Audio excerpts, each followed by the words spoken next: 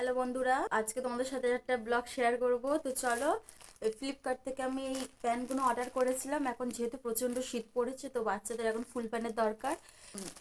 আমার কাছে অত ফুল প্যান্ট ছিল না আমার ছেলের, এই কারণে আমার বাবুর জন্য এইগুলো অর্ডার করেছি। তো চলো দেখাই তোমাদেরকে কী কী প্যান্ট এসছে, তোমাদেরকে দেখাই। চলো বন্ধুরা, কোন কোন কালার এসছে, আদৌ আমি যেসব কালার দিয়েছি সেসব কালার এসছে কিনা।